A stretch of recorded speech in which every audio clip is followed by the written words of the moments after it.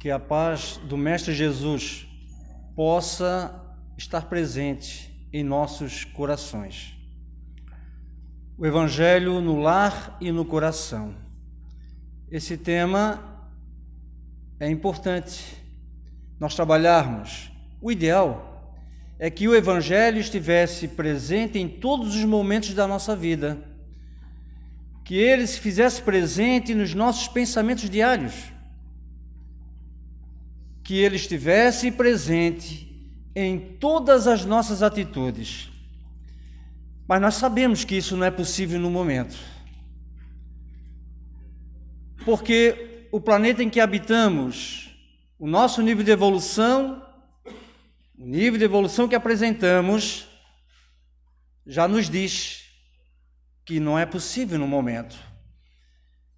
Mas nós estamos em processo constante de evolução. Nós possuímos o livre-arbítrio e estamos caminhando para esse propósito. Porque quando a humanidade tiver o Evangelho nos pensamentos e nas atitudes, o nosso planeta já não será mais de expiações e provas, já estará num outro patamar. Enquanto isso, nós vamos estudando o Evangelho, vamos tentando entender a mensagem do Mestre e vamos tentando aplicar no nosso dia a dia dentro da nossa capacidade, movido pela nossa vontade, o que vai necessitar de nós muita disciplina, muita perseverança. Trouxe inicialmente uma mensagem lá do livro Jesus no Lar, quando o Mestre estava em Cafarnaum, particularmente instalado na casa de Simão Pedro, e lá ele estava percebendo que a conversação não estava tão edificante assim. Alguns comentários que denotavam algo até de negativo, mas o Mestre em silêncio observando isso. E em seguida ele toma a palavra, porque o silêncio de Jesus chamou a atenção daqueles que estavam presentes. Eles estavam tão envolvidos na conversa que eles não se tocaram do nível de conversação que eles estavam tratando. E quando Jesus faz o silêncio, não comenta nada, não diz nada, isso chama a atenção. E eles silenciaram. Então Jesus vai direcionar a sua palavra diretamente a Simão Pedro, até para buscar como exemplo. Era uma estratégia do Mestre para dar o ensinamento. Ele utilizou Simão Pedro e ele perguntou ao Simão assim, Simão, que faz o pescador quando se dirige para o mercado com os frutos de cada dia? Porque nós sabemos que Simão Pedro era pescador. Notemos nós, e nós vamos observar isso na trajetória de Jesus, nas mais diversas experiências vividas, não só com os discípulos, mas com muitos simpatizantes, aqueles que se aproximavam. Jesus falava do reino celestial, Jesus falava das claridades do céu, mas ele buscava sempre uma didática diferente. Ele trabalhava o dia a dia das pessoas. Simão Pedro era pescador. Então, o que ele fez? Perguntou Simão, Simão, que faz o pescador quando se dirige para o mercado com os frutos de cada dia? E aí Simão, porque isso era do seu conhecimento, isso era do seu dia a dia, isso era muito natural para Simão, ele respondeu, Senhor, o pescador escolhe os melhores peixes, porque os restos ninguém compra. Então é necessário selecionar o pescado para que possa ter o lucro e sustentar a sua família. Muito bem, disse Jesus. E o oleiro, o que faz o oleiro? E aí então Simão respondeu, o oleiro, ele trabalha modelando o barro para poder fazer o objeto que ele deseja, na forma que ele monta, ele trabalha, portanto, o barro. E assim ele consegue construir aquilo que ele deseja. E Jesus continua ainda indagando a Simão Pedro, e como procede o carpinteiro para alcançar o desejado no seu trabalho, o trabalho que pretende fazer, o que faz o carpinteiro? E Simão Pedro respondeu: lavrará a madeira, utilizando os instrumentos que são próprios do carpinteiro. Ele vai utilizar a enxó, o martelo, o serrote, o formão. De outro modo, ele não vai conseguir aperfeiçoar a madeira bruta. Então ele precisa desses instrumentos. E aí Jesus continua falando a Simão Pedro: então, Simão, assim também é o lar diante do mundo. Ele faz a comparação das profissões com o lar. Assim também é o lar diante do mundo. O berço doméstico é a primeira escola, é o primeiro templo da alma.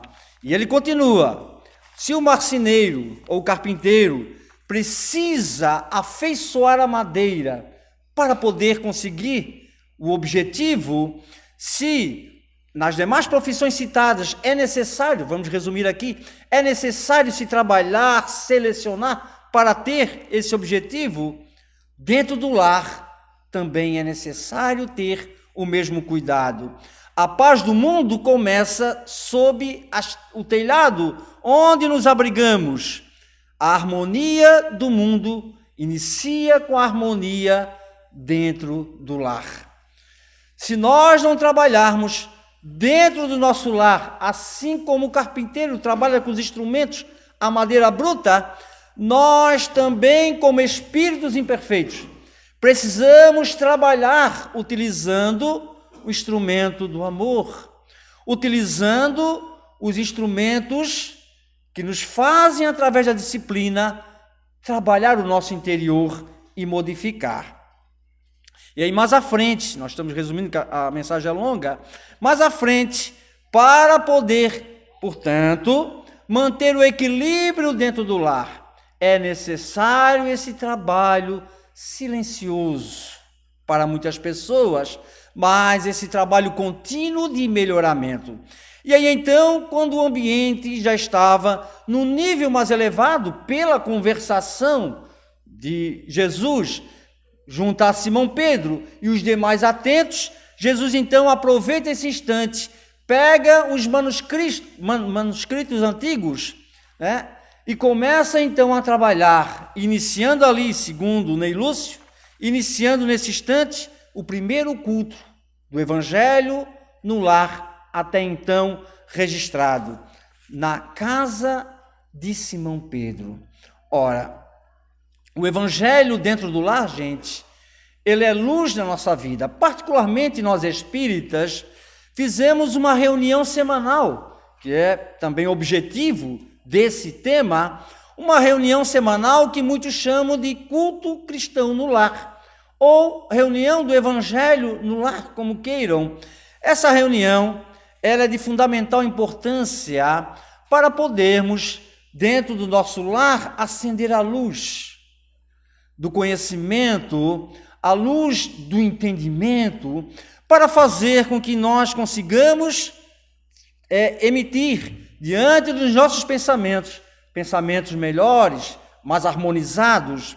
Essa reunião, gente, quando nós iniciamos o nosso lar, é necessário, essa reunião do Evangelho no lar, é necessário que nós escolhamos um dia da semana e um horário específico, e esse dia deve ser muito bem escolhido para que possa estar presente o maior número dos integrantes dessa família. Então a criatura escolhe um determinado dia em que todos poderão estar presentes, ou se não todos, pelo menos a maioria, e nesse dia nós deveremos então iniciar essa reunião, que é uma reunião familiar do Evangelho. Esse Evangelho no lar deve ser iniciado com uma prece simples.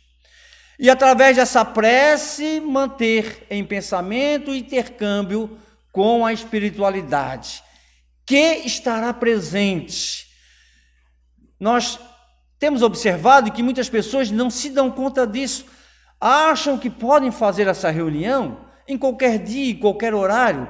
Lógico que para ler o Evangelho não tem dia nem hora, mas nós estamos falando da reunião do Evangelho no lar, aquela reunião específica, porque quando nós temos o desejo de fazer essa reunião, nós não estaremos nesse dia e nessa hora sozinhos.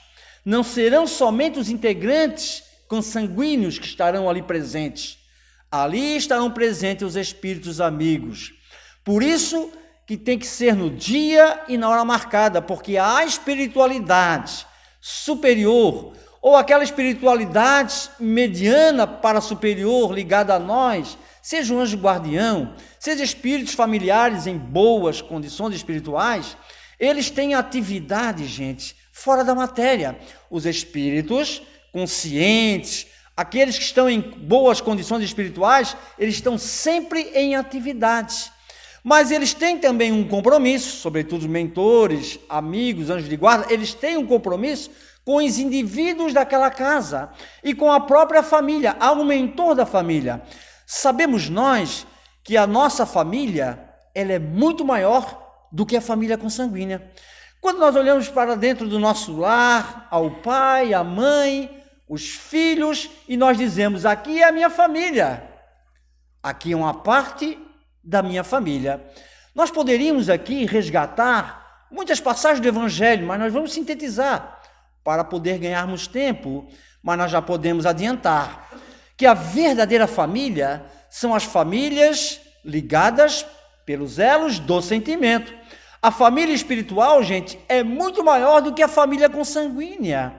Quando nós reencarnamos na Terra, são apenas alguns integrantes, e alguns até que não fazem parte dessa família espiritual. Poderão ser até criaturas que nós prejudicamos ou que fomos prejudicados.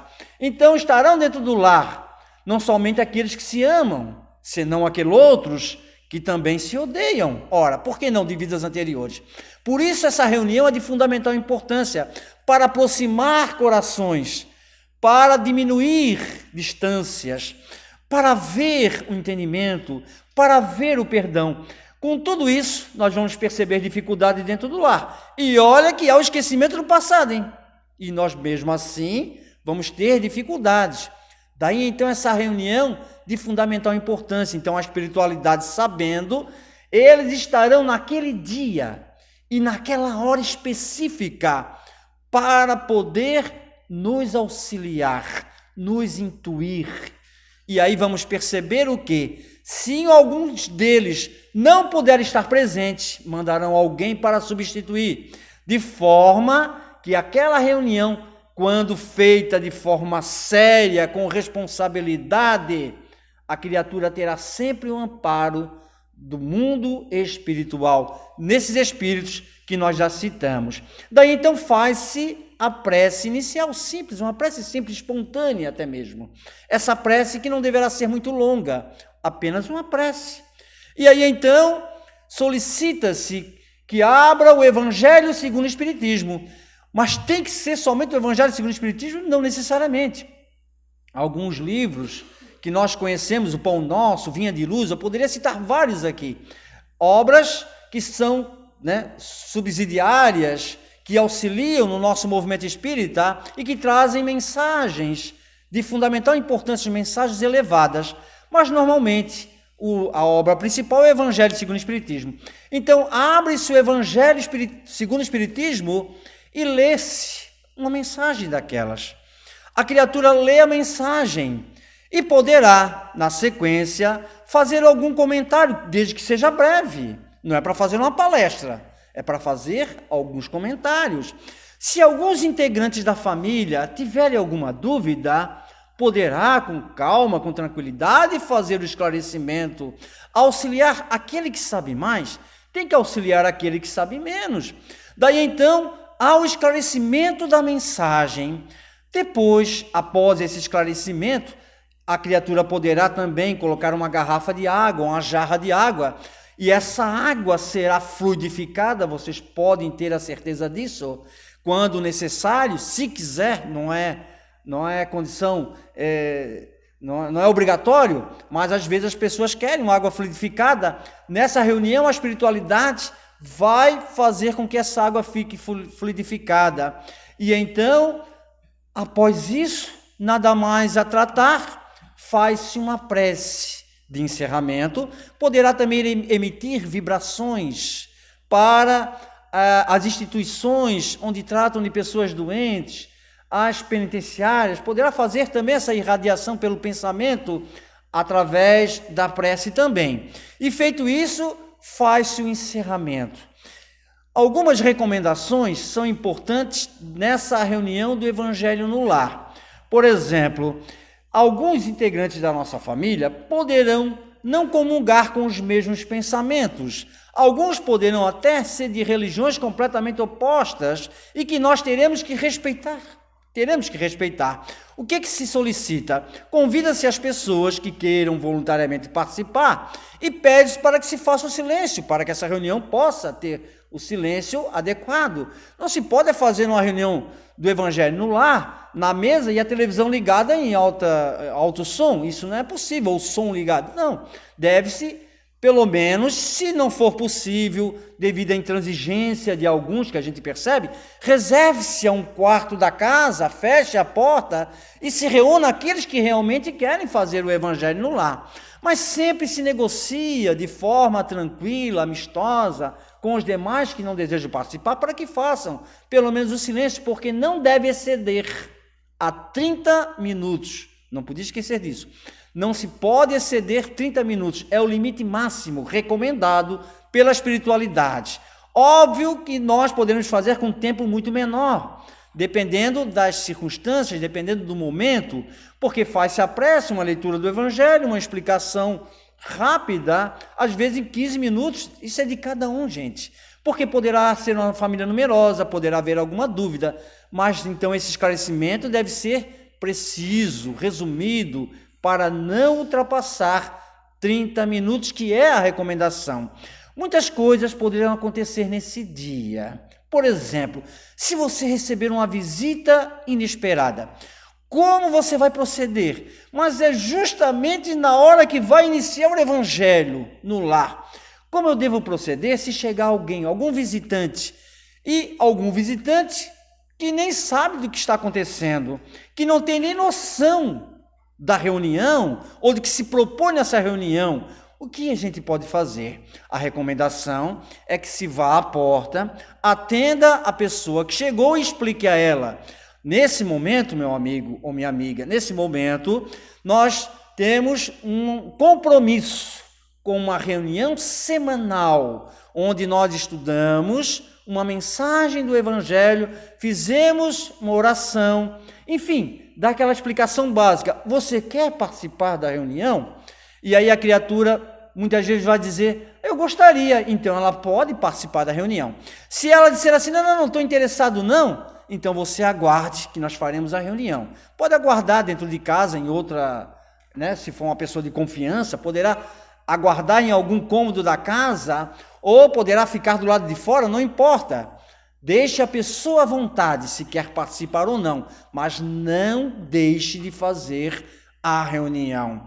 Muitos acidentes pequenos, domésticos, poderão ocorrer, porque no princípio, quando nós solicitamos, quando muitas famílias solicitam para a implantação do Evangelho no lar, é porque às vezes o ambiente já não está fácil. Às vezes as coisas já não estão dando certo. E aí a criatura, quando pede, muitas vezes, é porque está com dificuldade. E muitas vezes a casa nossa poderá não estar muito bem frequentada espiritualmente, seja por nossos maus hábitos, seja por alimentar maus pensamentos, seja por indisciplina nossa em todas as áreas, seja pelos vícios que nem sempre conseguimos desvencilhar, nós poderemos ter más companhias dentro do nosso lar, o que é natural, na rua, em qualquer lugar, semelhante atrai semelhante, ora. Mas isso não é problema algum, isso é apenas a constatação de uma realidade que pode ser mudada. Essa realidade pode ser mudada. E, para tanto, a ideia, a decisão de fazer o Evangelho no lar já é um grande passo para a criatura. Daí, então, pequenos acidentes poderão ser provocados para tentar impedir essa reunião. Às vezes uma criança cai, às vezes bate com a cabeça. Óbvio que, se for o caso, se houver um acidente que requer alguém leve ao hospital. Não vai ficar, não, primeiro tem que fazer a reunião, deixa lá o traumatismo craniano, depois se resolve. Não é assim. Tem que ter bom senso, tem que ter consciência. Portanto, um acidente mais grave requer um atendimento rápido, de forma que quem estiver na casa, que dê continuidade, faça, portanto, a reunião. Se não for possível, um acidente grave tem que dar o atendimento. Mas, normalmente, os pequenos acidentes para tentar impedir, alguém que bate a porta, alguém que perturba de alguma maneira, então nós temos que saber trabalhar essas pequenas dificuldades com perseverança. O que vai ocorrer na sequência quando implantamos o Evangelho no lar? Vai ficar tudo a mil maravilhas? Vai ser praticamente um céu dentro de casa? Não! Tenhamos consciência que nós vamos melhorar muito o nosso ambiente dentro de casa. Vamos melhorar muito. Se a partir dessa reunião, nós procurarmos também fazer a nossa parte. Com relação aos nossos filhos, rever o nosso processo educativo junto aos filhos, porque muitas vezes nós costumamos dizer aos filhos o que eles precisam fazer, mas nós não queremos fazer. Dizer aos filhos que deve-se evitar determinadas coisas, mas nós gostamos dessas coisas. Muitas vezes, uma certa oportunidade, nós fomos convidados para iniciar o Evangelho no lar de uma pessoa que dizia que o ambiente era muito pesado. Lá em casa o ambiente é muito pesado. Será que você não pode ir lá nos visitar? Podemos ir numa equipe, por que não? Vamos fazer a implantação desse Evangelho lá, e fomos lá. Só que nós chegamos muito cedo e ficamos do lado de fora, porque não era possível, chegar, já chamar a família com muita antecedência. Então, nós chegamos do lado de fora e ficamos aguardando. Havia um muro, um tanto quanto alto, e nós ficamos do lado de fora aguardando, eu e alguns integrantes da nossa casa espírita. E nós ficamos estarrecidos com o que a gente ouvia, infelizmente, porque nós chegamos, era à noite, por volta das 19 horas, nós chegamos muito cedo, eles haviam programado às 20 horas a reunião, e eis que nós ouvíamos a esposa xingando o marido dizendo de tudo para a esposa, palavrões, palavras de baixo calão, grosserias, agressões. Quem menos agia dessa forma eram as crianças, por incrível que pareça. Elas faziam bagunça, era uma correria, voava objeto para tudo quanto é lado, mas quem agia pior eram os adultos. E então, quando faltavam 15 minutos, nós apertamos a sineta. E aí então, fomos à porta, atenderam, nós entramos, e aí o silêncio se fez quando nós entramos. E aí dizia o integrante da casa, o responsável da casa: Divaldo, essa nossa casa é um verdadeiro inferno. É bom vocês virem mesmo implantar o Evangelho no lar para fazer uma limpeza na nossa casa. É preciso fazer uma limpeza, porque eu só imagino as trevas devem estar presentes, porque aqui é uma loucura, eu me sinto mal, me dá arrepio, acontece isso, acontece aquilo. E aí nós então, conversando, o ambiente realmente estava difícil. Tinha que se segurar, porque senão caía para trás, porque era um ambiente muito pesado mesmo. E aí nós conversando com muita sutileza com a família, porque ainda restava algum tempo antes de iniciar a reunião, e aí nós demonstramos a eles a necessidade da mudança de hábitos. Não que eu fosse melhor do que eles, claro que não, mas a necessidade da mudança de hábito.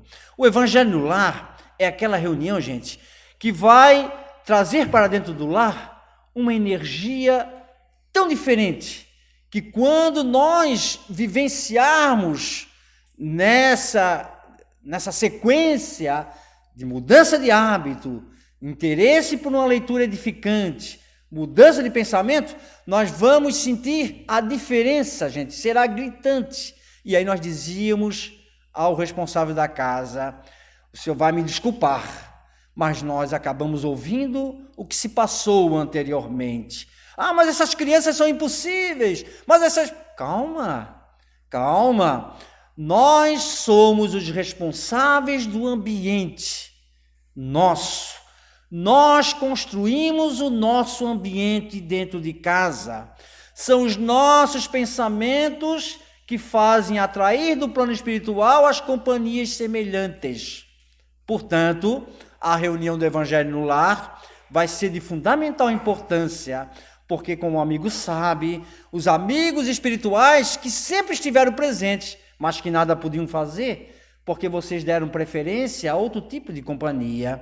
Portanto, naquela noite, percebemos que o ambiente começava a melhorar, quando, feita a leitura do Evangelho, feita a prece, a leitura do Evangelho, o comentário, então sentimos que as pessoas estavam ficando emocionadas, a esposa em lágrimas, era uma emoção diferente. Eles não estavam vendo, mas eu sabia que algumas entidades estavam aos poucos sendo conduzidas ao plano espiritual, sendo resgatadas aos poucos, esclarecidas. O ambiente da matéria era a prece, a leitura do Evangelho e o comentário, mas o ambiente espiritual era um atendimento geral, onde estavam se convencendo entidades a saírem daquele ambiente para buscar um outro recurso, para serem felizes, porque ali estavam presentes, vinculados pelos pensamentos dos encarnados, eles ali estavam presentes, muitos deles ligados por ódio, e a espiritualidade trabalhando, que eles precisavam buscar a felicidade, e naquele comportamento eles não iriam conseguir. Algumas criaturas daquelas, a espiritualidade utiliza até recursos, gente, trazendo parentes do plano espiritual para sensibilizar aqueles espíritos que não saem, não querem sair às vezes do ambiente, e eles são conduzidos, eles não são retirados à força, mas são conduzidos amorosamente. Em algumas situações, exceções, realmente essas entidades são retiradas à força mesmo. Mas é uma trégua para dentro do lar. A alimentação desse ambiente de paz vai depender das criaturas presentes. Daí então, essa é uma reunião de luz. Só para a gente ter uma noção do que essa reunião, do ponto de vista espiritual, segundo Joana de Ângeles, se nós moramos numa residência e fazemos o Evangelho no lar, dessa maneira, ligado pelo sentimento verdadeiro, toda a rua é iluminada. Ela cita também, quando em um apartamento de um edifício, alguém faz uma reunião do Evangelho no lar, todo o edifício é beneficiado com a luz, a luminosidade dessa reunião. Em ambientes onde as criaturas, já tendo o suficiente amadurecimento, já conquistaram esse amadurecimento consciente, têm conhecimento da realidade, já trabalham em benefício do semelhante, muitas dessas reuniões adquirem uma característica de auxílio mesmo à espiritualidade inferior que pela região passa, e que ali é atraída e dali é encaminhada muitas vezes, mas isso é mais raro, gente. O normal é o atendimento ao próprio lar, com relação aos seus próprios integrantes. Daí, precisamos dizer algo agora, para não esquecer. Não deve haver manifestação, gente, de ordem mediúnica. Aí muitos poderão dizer assim, antes que alguém fale, eu já vou dizer. Poderá, esporadicamente, muito raro, porque nós já ouvimos reunião do Evangelho no Lar, lá na Mansão do Caminho, em que Divaldo Pereira Franco recebe uma mensagem do plano espiritual, de um amigo espiritual ou da própria Joana de Ângeles. O Chico Xavier também já citou-se casos em que uma reunião do Evangelho no Lar, ele recebeu uma comunicação. Esporadicamente poderá ocorrer de um amigo familiar, através da psicografia, dar uma mensagem, mas evite, gente. Esses personagens que nós citamos são missionários na Terra. Nós somos muito inferiores. O nosso lar não é ambiente para manifestação mediúnica, até porque não está aparelhado para isso, e a maioria de nós não estamos preparados para isso. A manifestação mediúnica, se é que tem, mas tem alguém na família que aflorou a mediunidade, como vai fazer? Vá à casa espírita.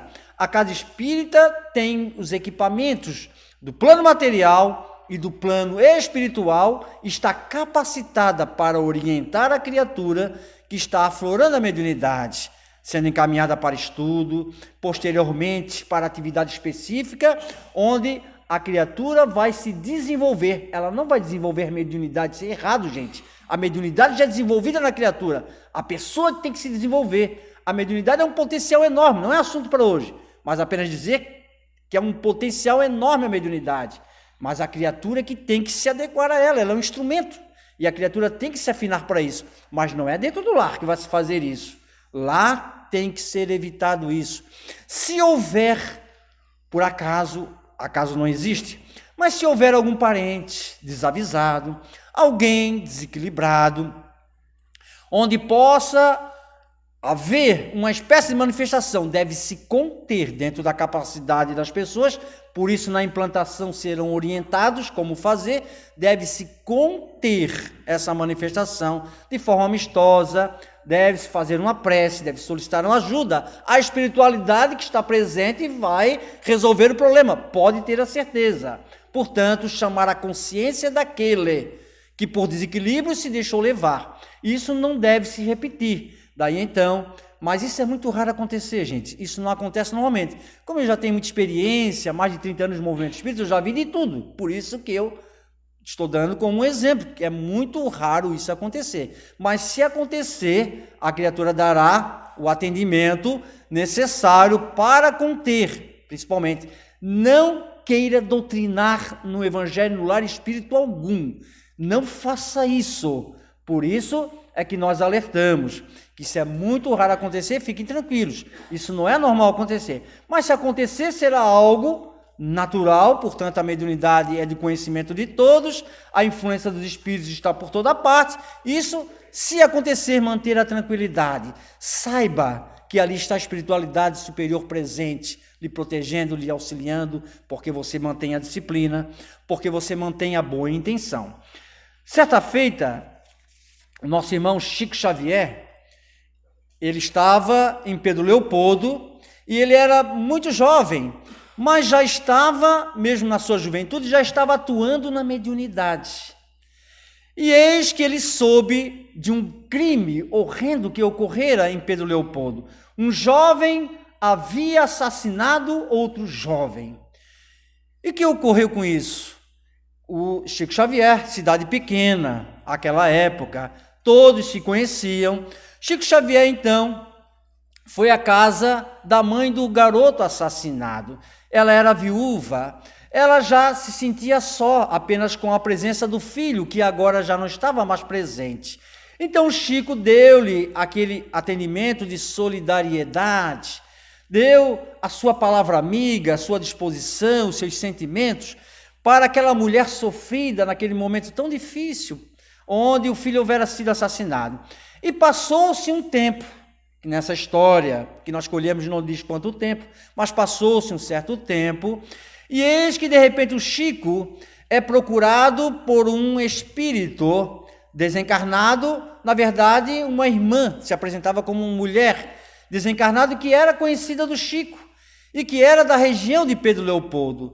Ela, depois de passar daquele tempo todo, ela chegou para o Chico e disse: vá à casa daquela senhora viúva que perdeu o filho não faz muito tempo, vai à casa dela, leve um evangelho e propõe a ela fazer um estudo do evangelho no dia de hoje, no horário X. Então o que fez o Chico? Juntou mais dois amigos que faziam parte da casa espírita, e eis que foram até o endereço daquela senhora viúva. Ele já frequentava a casa, na verdade ele já visitava esporadicamente, mas ele já visitava aquela mulher. E eis que ele foi naquele dia, bateu a porta, ela foi atender. É você, Chico, que alegria, que legal que você veio até minha casa, entre. Então o Chico entrou com os demais colegas, e ele então propôs a ela: eu vim aqui com o objetivo de fazer um estudo do evangelho em homenagem ao seu filho, em homenagem e em benefícios de você também. Sei que sofre muito pela ausência do teu filho, e eu pretendo então fazer esse estudo do evangelho. Você topa?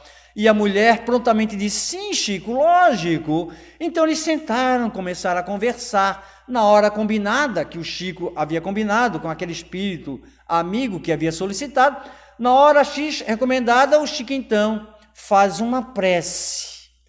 Feita a prece, aliás, antes disso ele pede para aquela mulher pegasse uma jarra de água e alguns copos, para que a água pudesse ser fluidificada. Colocou a água sobre a mesa, se reuniram em volta da mesa. O Chico então faz uma prece.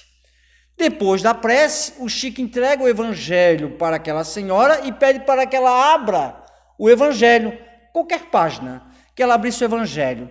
E ela abriu o evangelho e entregou para o Chico ler. Quando o Chico vai iniciar a leitura, e a mensagem era o perdão das ofensas. Quando o Chico vai iniciar a leitura, alguém bate na porta. E então o Chico para na mesma hora, nem inicia a leitura. E a mulher diz: o que eu faço? Vai atender a porta. Atenda a porta, pode ser uma emergência. Então a mulher foi até a porta, era um mendigo. O mendigo se apresentou e todo com roupas muito surradas, o olhar bem profundo, cheio de marcas, uma criatura deplorável do ponto de vista físico e também do ponto de vista espiritual. Uma criatura estava um sofredor mesmo. E ele então disse: minha senhora, será que a senhora pode me dar algo para comer? Eu estou morto de fome. E a senhora, que era uma pessoa muito simples, muito humilde, ela disse: nesse momento, meu amigo, nesse momento eu não posso, porque eu estou com Chico Xavier, estou iniciando uma reunião de estudo do Evangelho.